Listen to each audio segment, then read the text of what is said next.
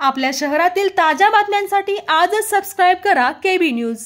ज्योतिबा यात्रा चांगभल गजरात गुलाल खोबऱ्याच्या उधळणीने संपन्न। पन्हाळा चांगभलच्या गजरात गुलाल आणि खोबऱ्याच्या उधळणीने ज्योतिबा डोंगर आज रंगला होता। हलगीच्या निनादात सासनकाठ्यांचा नाच, लाखो भाविकांची गर्दी आणि भव्य मिरवणुकीत आज ज्योतिबाची चैत्र यात्रा मोठ्या उत्साहात पार पडली। आज पहाटेपासूनच मंदिर परिसरात भाविकांनी दर्शनासाठी मोठी गर्दी केली होती। सुमारे 8 ते 10 लाख भाविकांनी ज्योतिबा डोंगरावर उपस्थिती लावली। यात्रेच्या मुख्य दिवशी प्रशासनाने चोख बंदोबस्त ठेवला होता। सकाळी 6 वाजता पन्हाळ्याचे उपविभागीय अधिकारी समीर शिंगटे, तहसीलदार माधवी शिंदे, सहाय्यक पोलीस निरीक्षक विकास जाधव, देवस्थान समितीचे व्यवस्थापक शिवराज नायकवडी आणि धैर्यशील तिवले यांच्या हस्ते देवाची शासकीय पूजा पार पडली। दुपारी 12 वाजता कोल्हापूरचे पालकमंत्री प्रकाश आबिटकर आणि जिल्हाधिकारी अमोल येडगे यांच्या हस्ते मानाच्या प्रथम क्रमांकाच्या सासनकाठीचे पूजन करण्यात आले।